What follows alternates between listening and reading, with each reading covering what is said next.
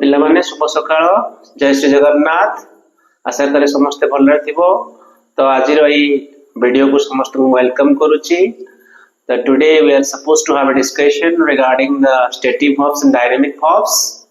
So before going to the topic we should have an idea what verb is. Everybody is having some little bit idea. Generally everybody knows that verbs are action words. So I want to say something more about this.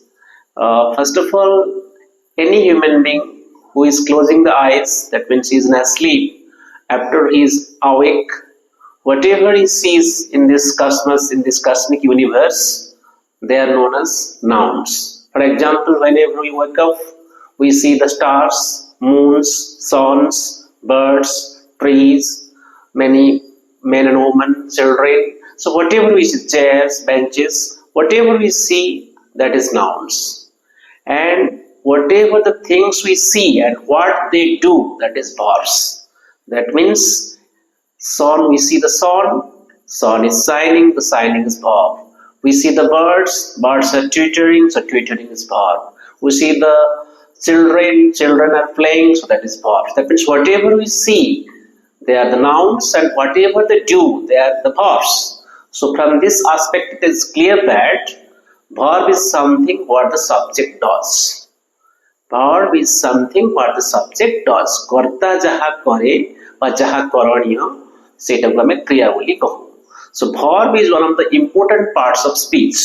There are 8 parts of speech we know: nouns, verbs, adverbs, adjectives, prepositions, conjunctions, interjections, and particularly noun and verb, they are the 2 basic aspects, because without verbs a sentence cannot be constructed. So noun and verb must be there in the sentence. So it is on the integral part of the parts of speech, and we should have some focus regarding these verbs. By the way, on the basis of nature of the verbs are basically of 2 types: auxiliary verbs and main verbs. This is the classification based on the nature. But if we are seeing the functions of verbs, there are different categories: finite verbs, non-finite verbs, transitive verbs, non-intransitive verbs, semantic verbs, lexical verbs. So there are so many classifications, but in this particular class we are supposed to have a discussion regarding the stative verbs and dynamic verbs. So let me discuss what is stative verbs. Stative verbs basically states a condition. It states a particular condition, and mostly the stative verbs are abstract aspects. It happens something in the mind. These are also known as mental verbs. It happens in the mind, so it is known as mental verbs. It also happens in our emotions, in our feelings. So this is the abstract aspect. For example, know, remember, that is love, feel, taste, smell, touch. So all this, the touch is not coming in this category. So whatever the verbs that I have illustrated, they are coming under the category of stative verbs. And stative verbs, as their abstract aspects, we can take its progressive form, that is ing form. It is a continuous form. We cannot take its ing form. That is, suppose I know this matter. I cannot say I am doing this matter. I remembered this incident. I cannot say I am remembering this incident. This will be grammatically incorrect.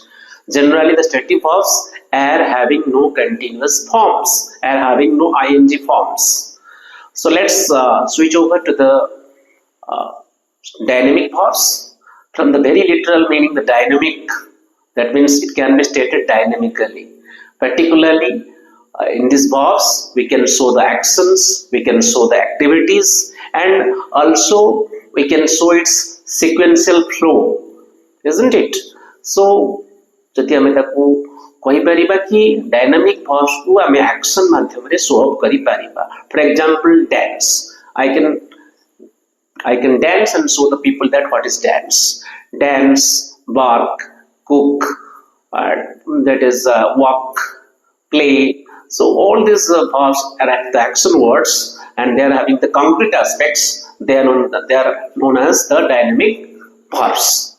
And dynamic verbs can take continuous forms. We can take progressive forms of the dynamic verbs. Suppose I play, I am playing. Both are right.